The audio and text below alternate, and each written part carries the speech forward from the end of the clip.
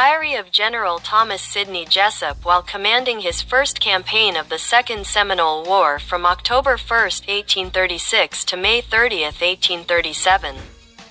The diary describes his perspective on the war, including the movement of troops, the nature of the conflict, and his meetings with Seminole leaders.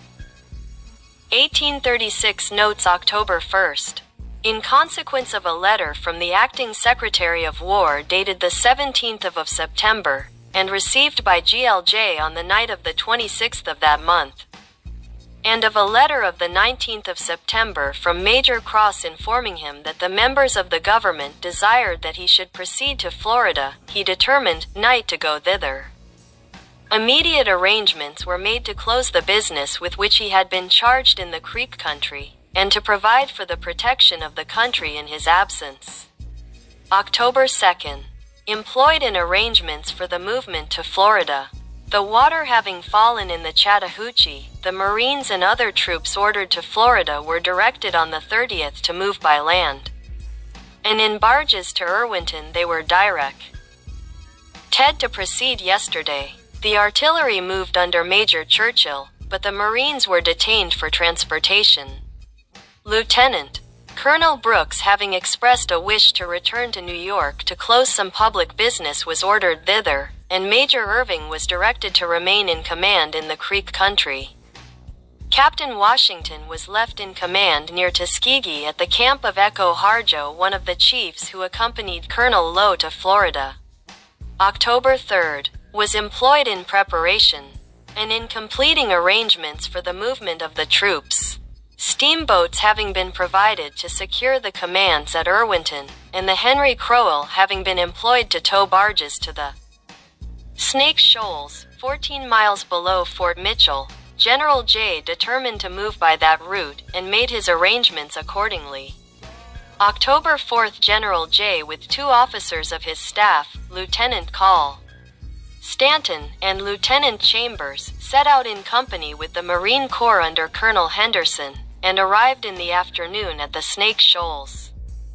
The steamboat and barges were not found there as expected.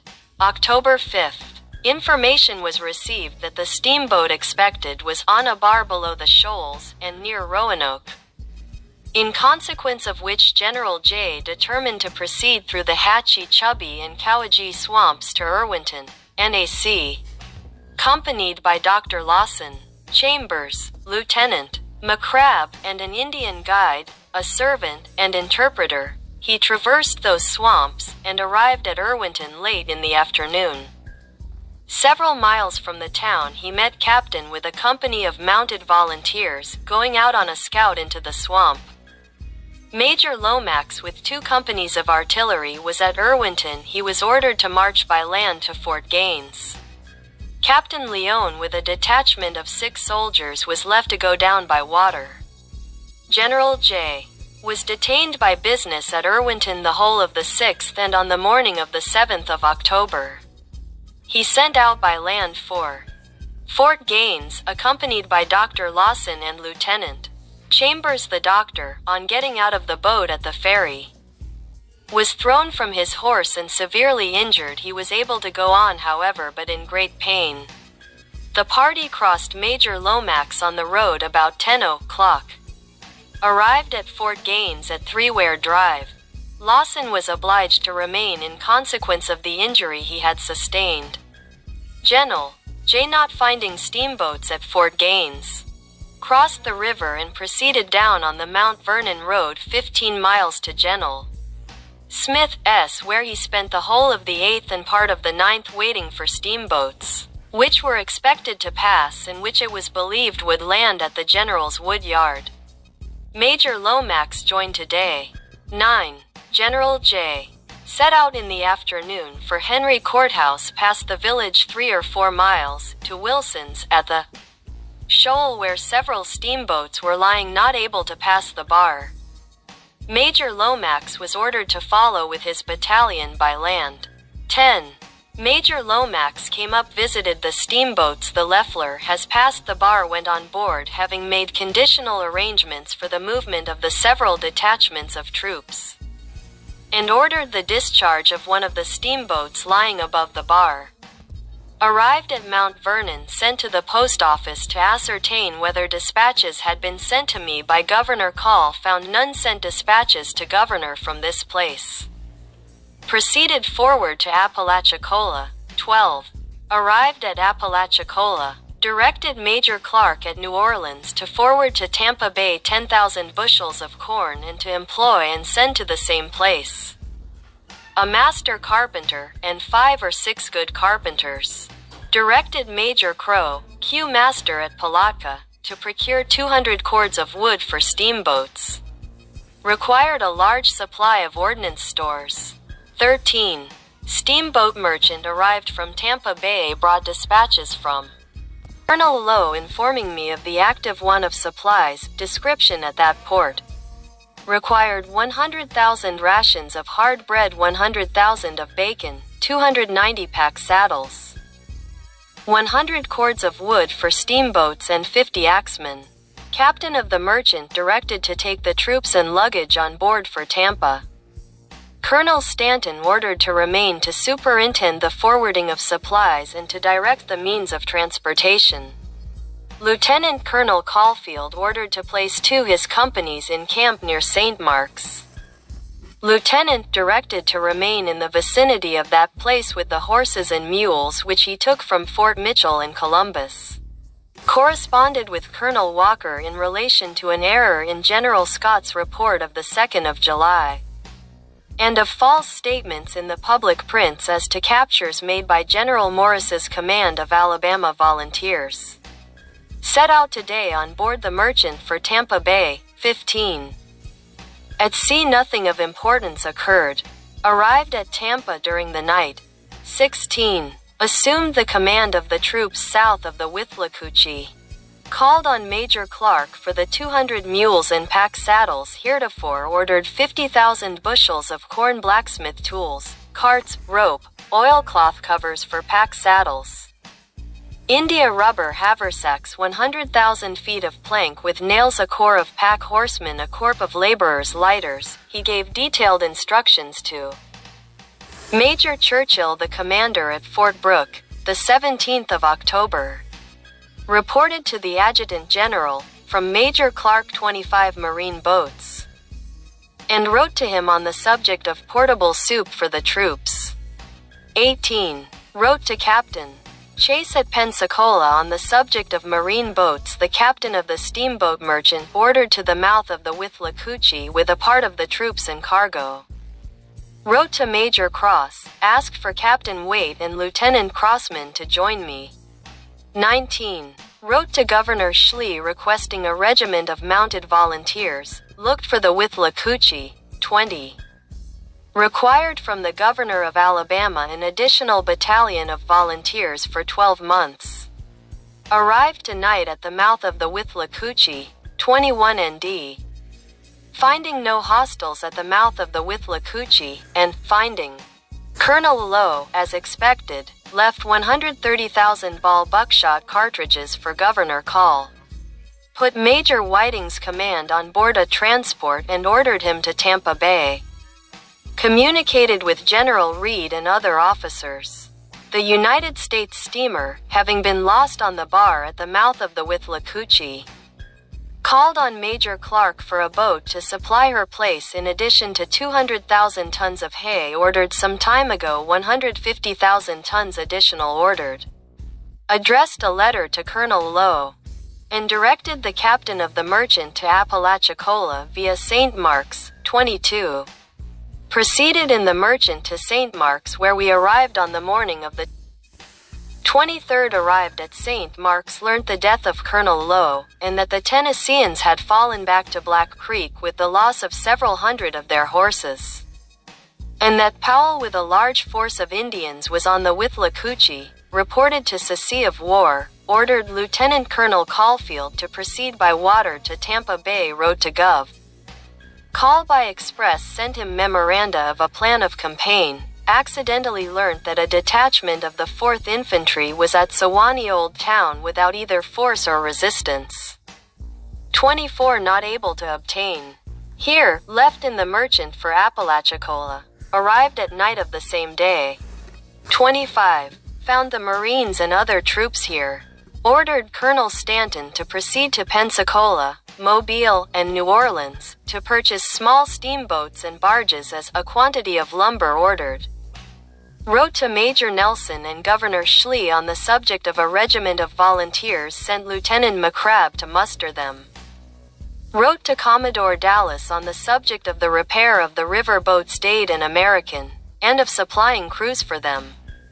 26. Ordered Lieutenant Watkins to close the business of the Q Master and Commissary's Department at Apalachicola, and proceed in a vessel chartered for this purpose to the mouth of Sewanee and thence to Withlacoochee and Tampa Bay, all vessels loaded with supplies. 27. Departed in the merchant for Tampa Bay with the Marines and other troops, Major Lomax's command having been sent on a sail vessel. 28. Arrived at Tampa Bay. 29. Wrote to Governor Clay, in reply to his letter of the 3rd. In relation to the troops that had been called into service under General, and the claims for supplies in that section of country, replied to W.G.O. Whitman on the subject of his claims, directed Major Clark to pay their claims, and directed D. Vinton to remain on duty at Tallahassee. 30. Colonel Henderson directed to take the immediate command of the port. Major Churchill placed in charge of the parties constructing boats. 31. Captain of the steamboat merchant ordered to proceed to the mouth of the Withlacoochee to retrieve any communication from General Reed, then proceed to St. Mark's, take change of the mail for Tampa. Take on board in Tampa a portion of Colonel Caulfield's command if possible, and return without delay to Tampa. Colonel Caulfield written to on the subject of the movement of his command. Wrote to the Secretary of War in relation to the inadequate pay of the officers and soldiers of the Army and of the inconvenience to which those with families are subjected by Order No. 58. Recommended a grant of land to all below the rank of Major General who serve in Florida. Wrote to Governor Clay on the subject of a draft turned over to Colonel Stanton. November. 1. Captain Page informed that the arrangements made by Governor Clay for calling an Indian force into service had been sanctioned by General Jesup, and that the arrangements to feed their families had also been sanctioned.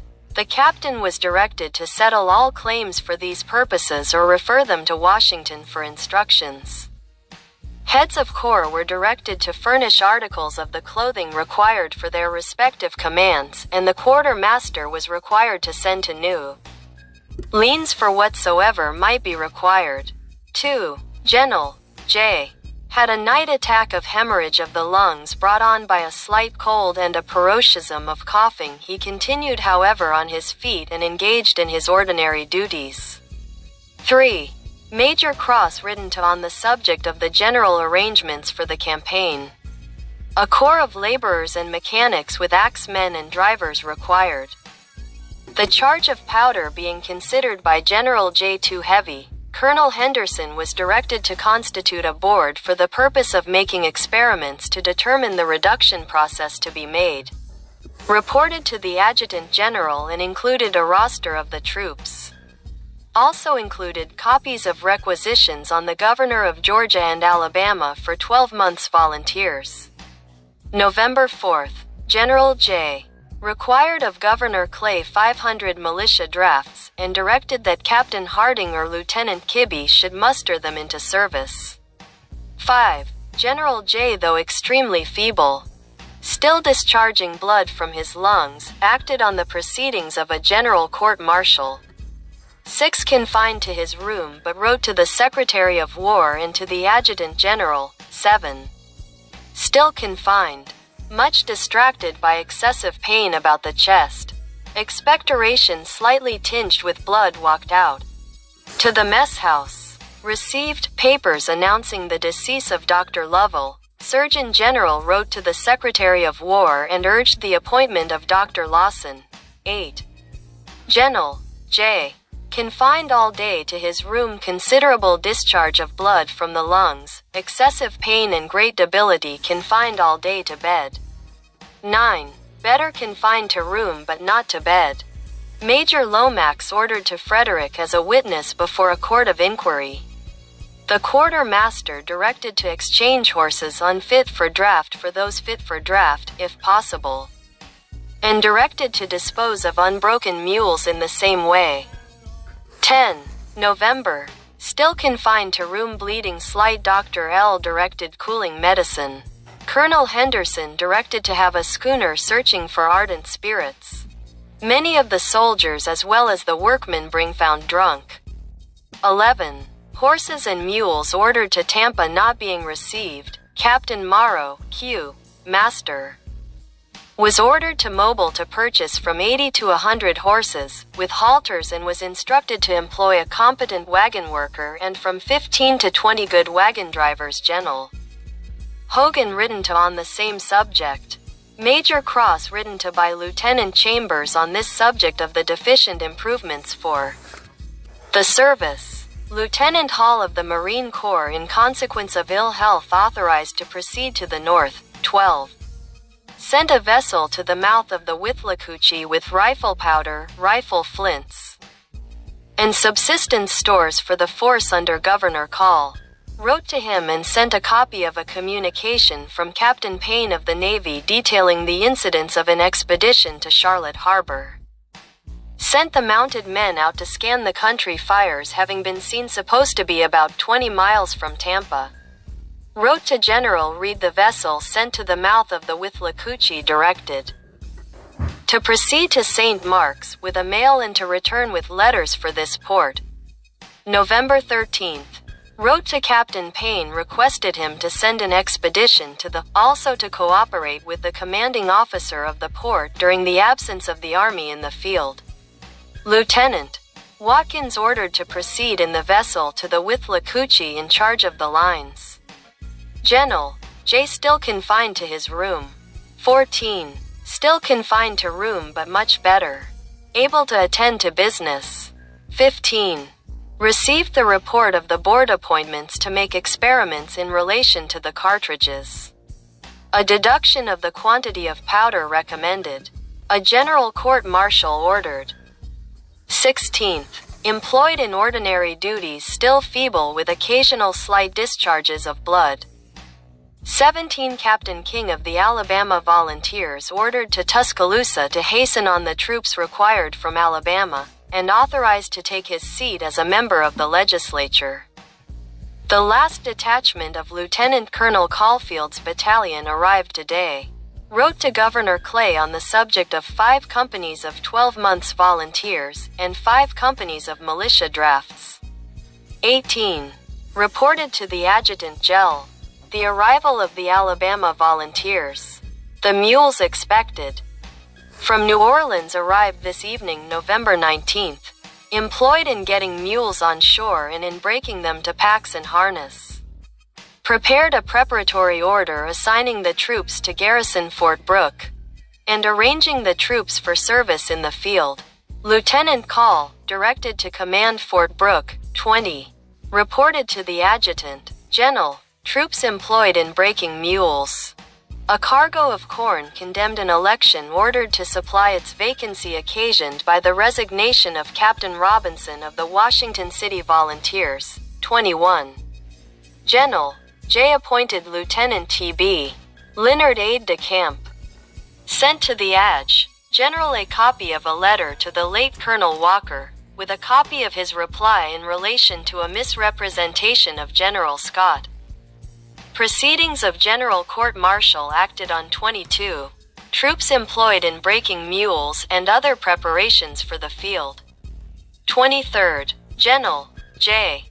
addressed a letter to General Gaines requesting the aid of the 6th Rect. Infantry and informing him of the difficulties of his situation, and the near approach of the time when the Tennesseans would claim their discharge. Arrangements for the field continued. Troops breaking mules to harness, saddle and packs.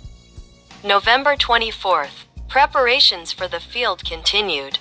25. Means of transportation being ready, and every necessary arrangement made, General J issued orders today for the march of the army on the morning of the 27th. The most active and continued exercises were made to have the baggage wagons loaded, the surplus baggage dispersed of, provisions cooked, and all things in supply. 26 Lieutenant Colonel Foster arrived and reported at headquarters. An order was issued remitting all sentences of court-martial, except in the cases of deserters, that they should pay the expenses incurred in their apprehension and make good the time lost by their desertion. And all prisoners confined were released. Preparations for the field were completed today. 27. Captain Crossman was directed to assume the duties of his department and to act as principal quartermaster in the field. The troops were put in motion today. The wagons were crossed over Hillsborough, when his quarter part of the wagons had crossed over. With the main body of the troops, a steamboat arrived with several officers who reported that Governor Call has been on the Withlacoochee, and not finding the Indians had fallen back to Volusia. They brought newspapers which announced that General J had been ordered to take command of the army and that an officer had been sent from Washington on the 4th instant with orders to that effect. In this state of things, General J considered it to be his duty to countermand the march of the army and directed to resume its position at Tampa. 28th The army fell back. Colonel Henderson was ordered to take command of the post and its dependencies. Lieutenant Call Foster was directed to re-establish Fort Alabama, or rather to construct a new work at the site of that work. Manuel Olivia was deported to visit band of Indians and to enter into certain arrangements with him. Lieutenant Caulfield's battalion was directed to be ready to move tomorrow with a company of mounted Marines and a company of mounted regular troops to accompany the general, the 29th of November. Let out for Volusia to join General Call. Proceeded about 15 miles to Thanodisassa Lake, encamped for the night. Saw a fresh Negro track in the sand near the lake. 30. Proceeded to the Hillsborough, found Fort Alabama in ruins, crossed the river and moved forward to an old encampment of General Gaines within several miles of the Withlacoochee. Found the woods on fire and evident indications of Indians having been recently in the neighborhood. December 1st. Moved forces beyond both branches of the Withlacoochee. After crossing the Little Withlacoochee, discovered shacks, cattle trails, and a few cattle and ponies. Encamped on Dade's battleground. It rained heavily during the night. Sent out scouting parties. Obtained fresh beef here. 2. Proceeded to the Volusia Road, past Governor Call's camp, found a body disinterred by the Indians. Burned it. Halted the command in consequence of firing in a southwesterly direction. Sent out reconnoitering parties. Was detained about 2 hours. Scouts saw fresh cattle and pony tracks and Indian tracks supposed to be from 1 to 2 weeks old.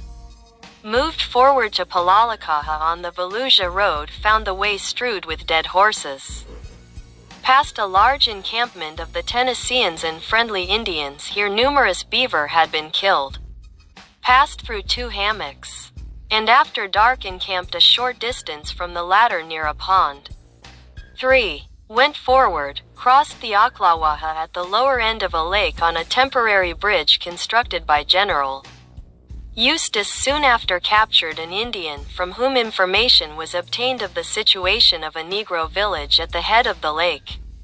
Detached Lieutenant Colonel Caulfield with 2 companies of his battalion, accompanied by Captain Crossman and Lieutenant Chambers, also by an interpreter and the Indian prisoner General J. Moved forward with the remainder of the command about 5 miles, encamped on a beautiful lake. Lieutenant Colonel Caulfield returned about 9 p.m. with 41 Negro prisoners, having surprised the village, captured the greater part of its inhabitants, and burnt the houses and property which they could not bring in. December 4th. proceeded toward Volusia with the prisoners passed over a desert and sandy country covered with scrub oak, until within 8 or 10 miles of the St. John's, when the land became in many places boggy, and the road, consequently, extremely bad. Arrived at Governor Call's camp near the St. John's about 4 p.m. Found here the Tennesseans, Indian warriors from the Creek country, and a few regular troops. The camp was dirty and the position evidently unhealthy. Governor Call has commanded a work to protect the stores at Volusia. 5. Spent a day in looking into the state of the service. Reported to Adjutant General, wrote to the sea cry of war, and urged the necessity of additional forces. 6. Lieutenant Chambers employed in examining the prisoners' important information.